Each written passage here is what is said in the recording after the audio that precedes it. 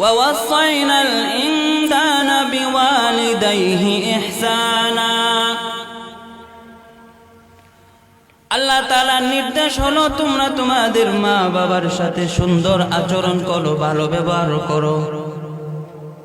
তার কারণটা কি? আল্লাহ তাআলা এর পরে কারণ বলতেছেন, হামালাতহু উম্মুহু কুরহা ওয়া ওয়াদাআতহু কুরহা ওয়া হামলুহু ওয়া ফিসালুহু 30 শাহরা। আল্লাহ তাআলা বলেন, মায়ের সাথে সুন্দর আচরণ কেন করবা?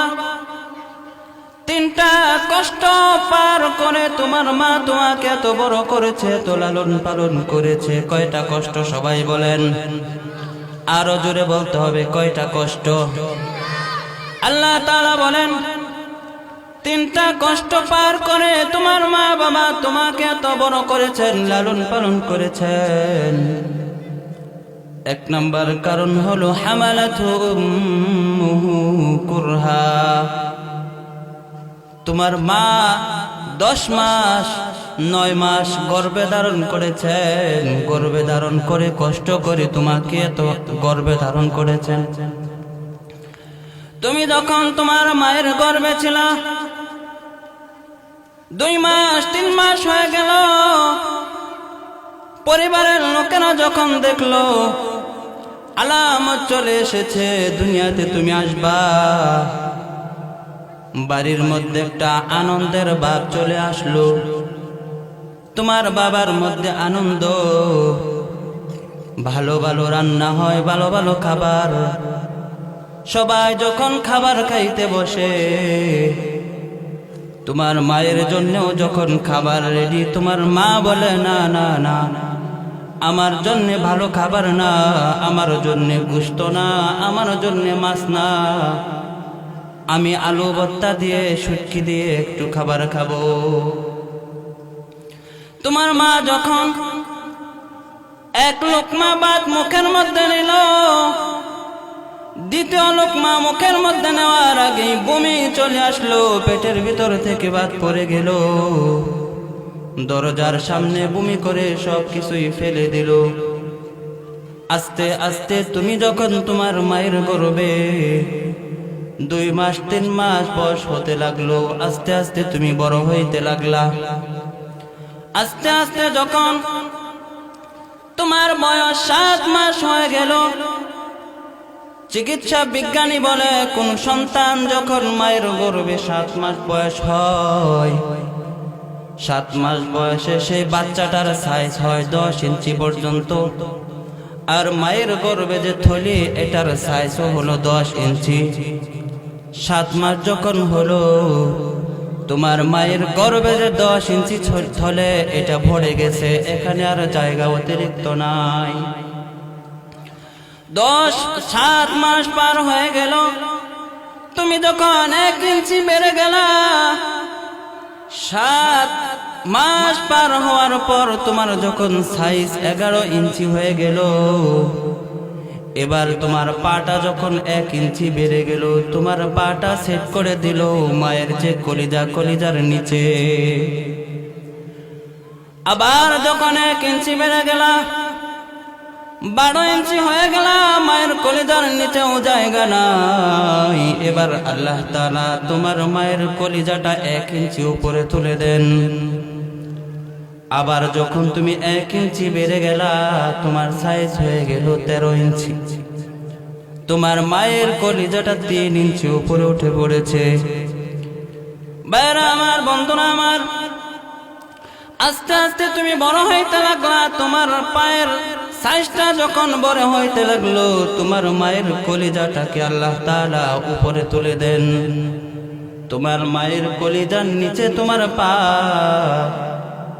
এই পা দিয়ে যখন তুমি লাথি মেরেছিলা, এই পা দিয়ে যখন তুমি নড়াচড়া করেছিলা, তোমার মায়ের কলিজার মধ্যে যখন একটা লাথি লেগে যায়, চিকিৎসা বিজ্ঞানী বলে এক একটা লাথি এমন ওজন যদি মা না হয়ে অন্য কোনো মানুষের কলিজায় এরকম একটা আঘাত লাগতো, সে আর বাঁচতে পারতো না। তোমার মায়ের কলিজার মধ্যে তুমি লাথি মারতে শুরু করলা। চিকিৎসা বিজ্ঞানী বলে একটা, দুইটা, তিনটা লাথি তুমি মারো নাই, কয়েক হাজার লাথি তুমি তোমার মাকে মারো। কিন্তু দুনিয়ার কোনো মানুষ বুঝতে পারে না, দুনিয়ার কোনো মানুষ জানে না। তোমার মা খাবার খাইতে বসলো, হঠাৎ করে তুমি তোমার মায়ের কলিজার মধ্যে যখন লাথি মারলা, সবাই একসঙ্গে খাওয়া দাওয়া করছে, তোমার মা আর খাইতে পারলো না। তোমার মা কোনো কথা না বলে চুপ করে ভিন্ন রুমে গিয়ে বসে রইল। তোমার মা যখন ঘুমাইতেছিল, একটু ঘুম চোখের মধ্যে আসলো। তুমি যখন তোমার মায়ের গর্ভের মধ্যে কলিজার মধ্যে লাথি মেরেছ, তোমার মায়ের চোখে আর ঘুম নাই, তোমার মা ঘুমাইতে পারলো না। এমন কষ্ট তোমার মা তোমার জন্য করেছে। হামালাতুম মুহু কুরহা, তোমাকে গর্ভে রেখে তোমার মা তোমার জন্য কষ্ট করেছে। তোমার মায়ের শরীরের মধ্যে জ্বর এসেছে, বিভিন্ন রোগ এসেছে। তোমার মা যখন ডাক্তারের কাছে গেল, ডাক্তার বলে না না না, এই মুহূর্তে তোমাকে কোনো ধরনের ওষুধ দেওয়া যাবে না, কারণ ওষুধ যদি তুমি খাও তোমার সন্তানের ক্ষতি হবে। তোমার মা বলে একটা ট্যাবলেট চাই, একটা ট্যাবলেট চাই। ডাক্তার বলে না না, একটা ট্যাবলেটও দেওয়া যাবে না। একটা ট্যাবলেট তোমার মা পাইল না। শরীরের মধ্যে অসুখ, অত্যন্ত কষ্ট করে তোমাকে গর্ভে ধারণ করেছে। যখন তোমার বয়স আস্তে আস্তে পার হইতে হইতে 9 মাস 10 মাস পার হয়ে গেল, আল্লাহ পাক রব্বুল আলামিন বলেন ওয়া ওয়াদাআতহু কুরহা, এরপরে তোমার মা তোমাকে প্রসব করেছে, অত্যন্ত কষ্টের সাথে তোমাকে প্রসব করেছে। তোমার যখন প্রসবের সময় হয়ে গেল, কি পরিমাণ কষ্ট তোমার মায়ের হয়েছে, কি পরিমাণ কষ্ট তোমার মায়ের হয়েছে।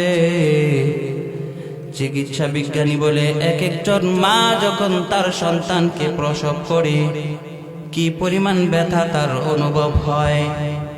কখনো 24 ঘন্টা, কখনো দেখা যায় 48 ঘন্টা পর্যন্ত ব্যথা হয়। মা কখনো শুইতে যায়, শুইতে পারে না ব্যথার কারণে, কখনো কখনো বসতে চায় কিন্তু বসতে পারে না, দাঁড়ায়ও থাকতে পারে না, হাঁটতেও পারে না, এমন অসহ্য যন্ত্রণা। চিকিৎসা বিজ্ঞানী বলে এক একজন মা যখন তার সন্তানকে প্রসব করে, এর ব্যথা হয় 57 থেকে 60 ইউনিট পর্যন্ত। একজন সাধারণ মানুষ 45 ইউনিট ব্যথা যদি কারো ওঠে, 45 ইউনিট ব্যথা উঠলে সে ব্যক্তি হয়তো বেহুশ হবে, নয়তো মারা যাবে। আর একজন মা যদি 57 থেকে 60 ইউনিট পর্যন্ত ব্যথা অনুভব করে, কি পরিমাণ ব্যথা তোমার মা সহ্য করেছে।